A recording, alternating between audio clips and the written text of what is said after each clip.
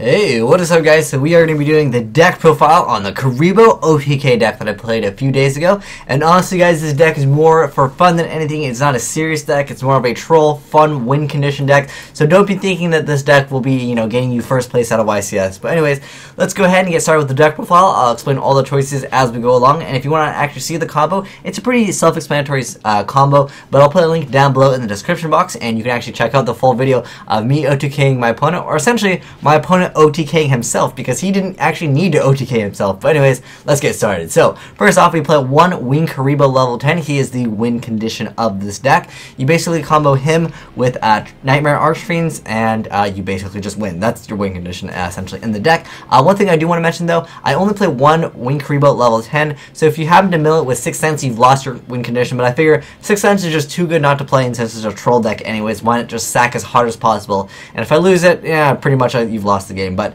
if you want to, you can definitely play more. That way, if you mill it, it's not the end of the world. But like I said, it's not a really good card to draw, so you probably only want to play one.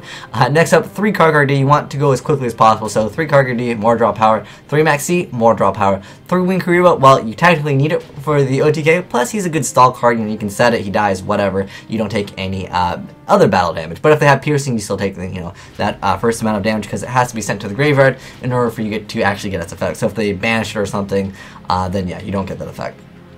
Next up, because the Sacky deck, gotta go in with Cup of Ace, because this is probably the sackiest card in the game. Next up, Triple Duality, simply because you don't special summon on your turn. You actually OTK on your opponent's turn during their battle phase. Next up, 3 Flute of Summoning Kuriboh. This is basically used to pull off the OTK. If you don't happen to have a Wing Kuriboh in your hand, you just special summon one from the deck. Then you go ahead and use Transcendent Wings on it during your opponent's battle phase. Remember that you want to do it during your opponent's battle phase, because your opponent won't actually OTK sometimes. They won't OTK themselves if, let's say that you have the monster on board. Now, I really wanted to troll my opponent, and I got lucky that he didn't really understand the effect of Wing Kuriboh, because, I mean, let's be honest, no one really knows this until now. I guess now people will know about it, but a lot of people don't know what Wing Kuriboh level 10 does, so they might just OTK themselves, which is hilarious to see. Next up, Triple Shroud of Greed. Like I said, it's just an OTK deck. I just went ahead and threw a bunch of draw power to try to make it as quick as possible. That way, you can make the deck a lot faster and hopefully, sack your opponent quicker, because if your opponent happens to have a lot of cards on the field, you won't be able to activate Nightmare Archfiends, therefore you will lose. You could play, back row destruction if you really want to, but like I said, this deck was more made for troll purposes and, speed more than anything. And you can't play Upstart Goblin in this build, guys. You might be able to get away with it if they happen to have a bunch of monsters on board and you're able to successfully use Wing Kuriboh's effect, but I wouldn't really recommend that, because you can run into situations where you could have OTK'd them, but since you activate Upstarts, you're going to have a bad time. Next up, 1/6 Sense, because it could potentially let you just win the game. Next up, 3 Nightmare Archfiends. You need this card to actually OTK. So you want to tribute 1 monster. 99% of that time, that will be a trap monster, so that you just get out for free. You can alternatively play other cards that you can just special summon, straight up onto the field, like Cyber Dragon.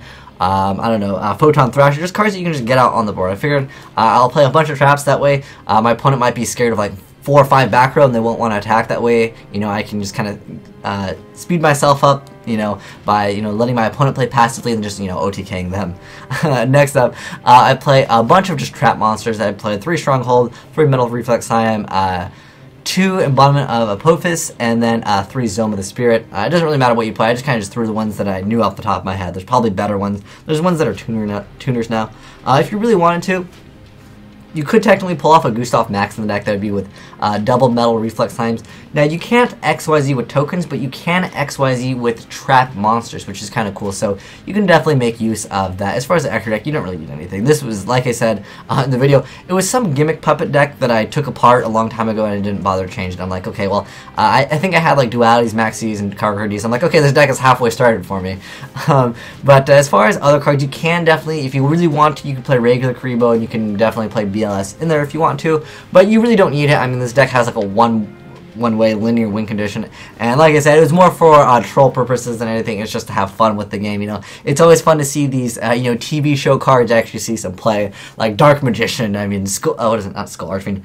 Summon Skull. Like those cards that never really see any play. It's fun to bring them out sometimes just for nostalgia, and also it's just more trolling than anything, because I love as much as I love constructive criticism from you guys.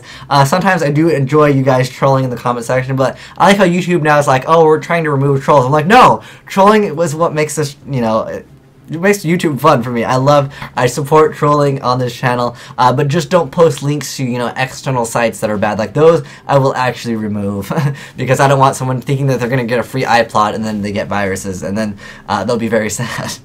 But yeah, like I said, this deck is more for troll purposes than anything. If you guys want to check out the video, like I said, put a link down below in the description box. But anyways, have fun trolling with this deck, guys. The only thing I recommend you guys to do is don't do what I did in the video, which is, you know, sacking my opponent or hoping my opponent didn't know the effect of Wing Kuriboh, and he actually OTK'd himself.